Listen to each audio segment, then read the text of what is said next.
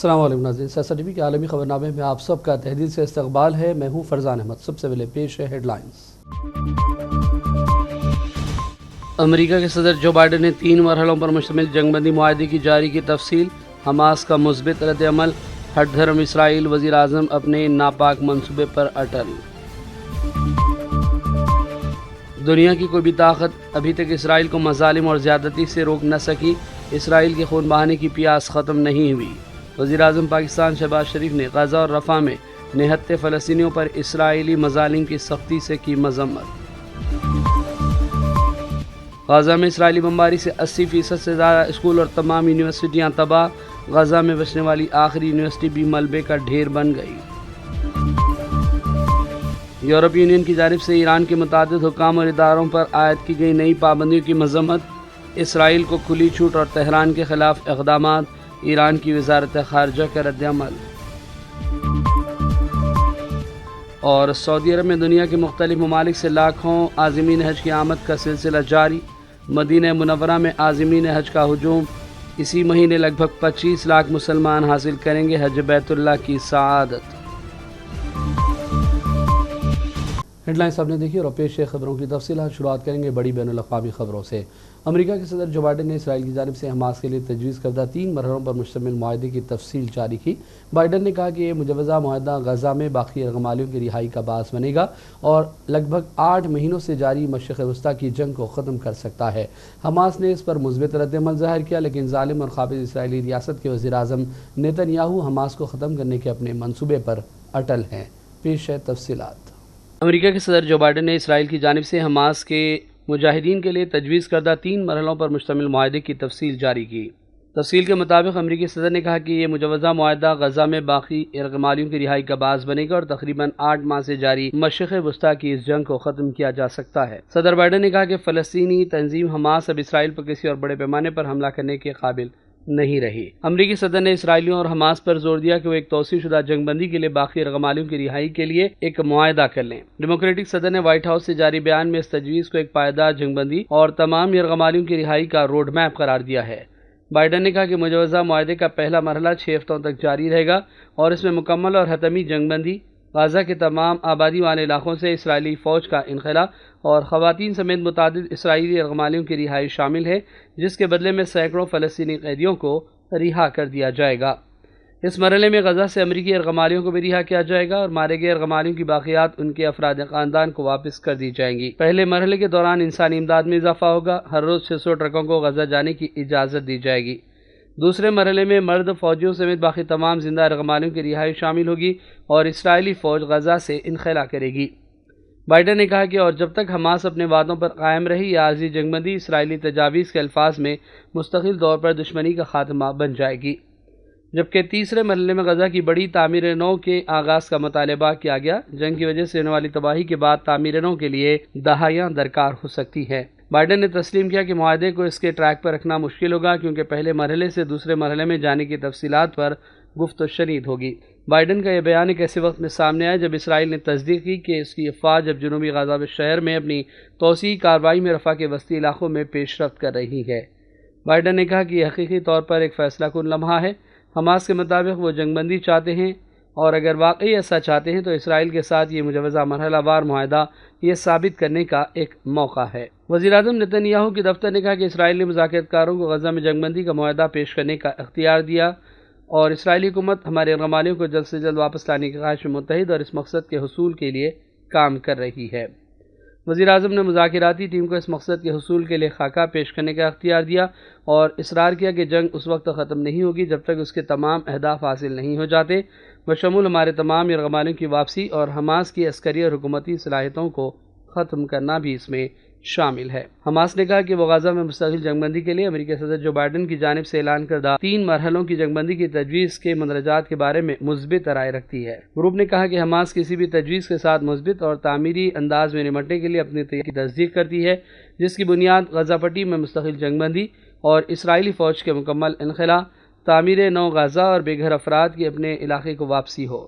قیدیوں کے تبادلے کے حقیقی معاہدے کی تکمیل اگر قابل واضح طور پر اس طرح کے معاہدے کی مکمل پاسداری کرے۔ اسرائیل کو غزہ میں منظم تباہی کی اس کی حکمت عملی پر بڑھتی ہوئی بین الاقوامی تنقیدوں کا سامنا ہے، جس میں شہری آبادی کو بڑے پیمانے پر اسرائیلی ظالم فوج نشانہ بنا رہی ہے۔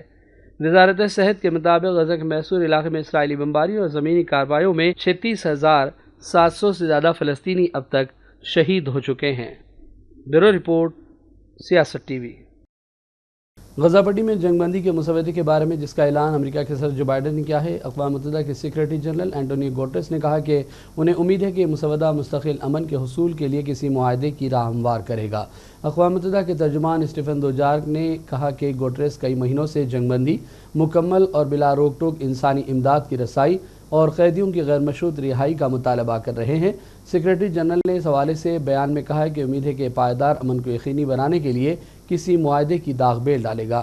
گوٹریس نے سوشل میڈیا اکاؤنٹ پر اپنی پوسٹ میں لکھا کہ ہم نے غزہ میں وسیع پیمانے کی تباہی اور مصائب دیکھے ہیں، اب اسے رک جانا چاہیے۔ انہوں نے جو بائیڈن کے اقدام کا خیر مقدم کیا اور تمام فریقین سے اس موقع سے فائدہ اٹھانے کا مطالبہ کیا۔ اسرائیلی فوج نے ایک بیان میں کہا کہ رفح کے وسطی حصے میں اس کے فوجیوں نے حماس کے راکٹ لانچرز اور سرنگوں کا کھوج لگایا اور اس گروپ کے ہتھیاروں کے ذخیرے کو تباہ کیا گیا۔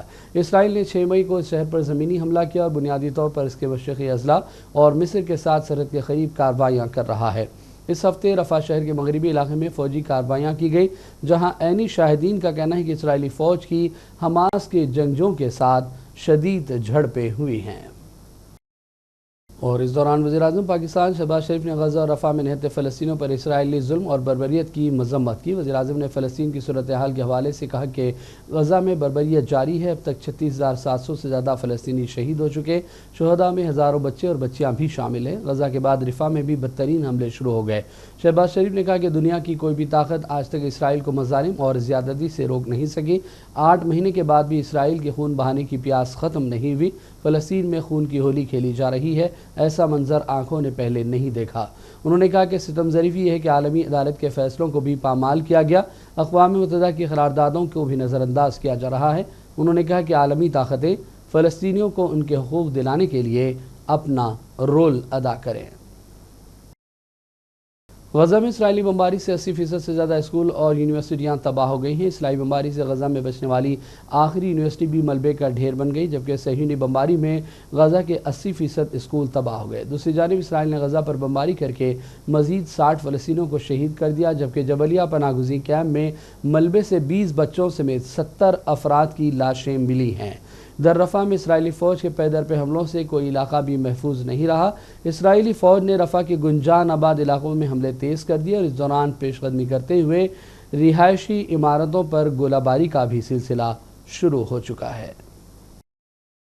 اور اب حج بیت اللہ سے جڑی خبریں۔ سعودی عرب میں دنیا کے مختلف ممالک سے لاکھوں کی تعداد میں عازمین حج کی آمد جاری ہے۔ مدینہ منورہ کے شہزادہ محمد بن عبدالعزیز انٹرنیشنل ایئرپورٹ پر مختلف ممالک سے براہ راست عازمین حج پہنچ رہے ہیں۔ اب تک مختلف ممالک سے 1269 بین الاقوامی پروازوں کے ذریعے عازمین کی آمد ہو چکی ہے، جنہیں مدینہ منورہ میں چند دن قیام کے بعد مکہ لے جایا جائے گا۔ حج پروازوں کا سلسلہ مدینہ منورہ سے شروع ہوا، جس کے بعد گزشتہ ہفتے سے جدہ ایئرپورٹ، بندرگاہ اور بذریعہ بس مختلف ممالک کے عازمین حج کی آمد جاری ہے۔ واضح ہے کہ وہ عازمین حج جن کی آمد مدینہ منورہ پہلے ہوتی ہے، وہ فریضے کی ادائیگی کے بعد جدہ کے حج ٹرمینل سے اپنے ممالک کو لوٹ جاتے ہیں۔ دوسری جانب سعودی وزارت داخلہ نے کہا کہ مکہ مکرمہ میں غیر قانونی طور پر داخلے پر سزاؤں کا نفاذ اتوار 2 جون یعنی کل سے شروع ہو جائے گا۔ اجازت نامے کے بغیر مکہ مکرمہ یا مشاعر مقدسہ میں داخلہ غیر قانونی ہے، جس کی سزا 10,000 ریال جرمانہ ہے، جبکہ غیر ملکی کو ملک سے بے دخل کر کے بلیک لسٹ بھی کر دیا جائے گا۔ ایرانی وزارت خارجہ کے ترجمان ناصر کنانی نے یورپی یونین کی جانب سے ایران کے متعدد حکام اور اداروں پر لگائی گئی پابندیوں کی مذمت کی۔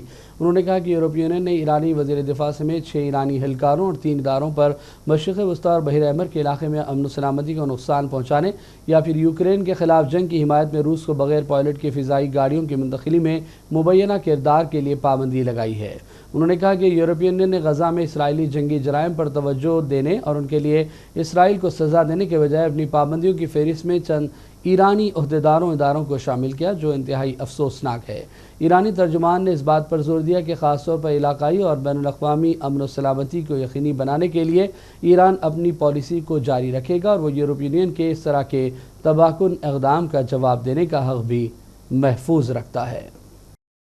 غزہ پر مسلسل اسرائیلی حملے اور لگ بھگ 37,000 شہادتوں کے بعد دنیا حیران ہے۔ اقوام متحدہ سے امریکہ تک کوئی بھی اسرائیل کو بریک لگانے میں کامیاب نہیں ہو سکا۔ ان جنگی حالات میں فلسطینیوں کی عید الفطر گزری اور اب حج کا موقع بھی آ گیا ہے۔ اس موقع پر سعودی عرب کی جانب سے بڑا اہم اعلان سامنے آیا، جس کا مقصد کہیں نہ کہیں لوگوں کو مایوسی سے نکالنے کی کوشش ہے۔ شاہ سلمان بن عبدالعزیز نے 1000 فلسطینیوں اور 88 سے زائد ممالک سے تعلق رکھنے والے 1300 عازمین حج کی میزبانی کا اعلان کیا۔ حج و عمرہ اور دورے کے لیے سعودی عرب کے شاہ کے مہمان کا پروگرام کا حصہ ہے۔ اس کے تحت فلسطینی شہداء، قیدیوں اور زخمیوں کے اہل خانہ سے تعلق رکھنے والے 1000 فلسطینیوں کی حج کے دوران بھرپور انداز میں میزبانی کی جائے گی۔ اور اب آخر میں ہیڈ لائنز پر ڈالیں گے ایک اور نظر۔ امریکہ کے صدر جو بائیڈن نے 3 مرحلوں پر مشتمل جنگ بندی معاہدے کی جاری کی تفصیل، حماس کا مثبت رد عمل، ہٹ دھرم اسرائیل، وزیر اعظم اپنے ناپاک منصوبے پر اٹل۔ دنیا کی کوئی بھی طاقت ابھی تک اسرائیل کو مظالم اور زیادتی سے روک نہ سکی، اسرائیل کے خون بہانے کی پیاس ختم نہیں ہوئی۔ وزیر اعظم پاکستان شہباز شریف نے غزہ اور رفح میں نہتے فلسطینیوں پر اسرائیلی مظالم کی سختی سے کی مذمت۔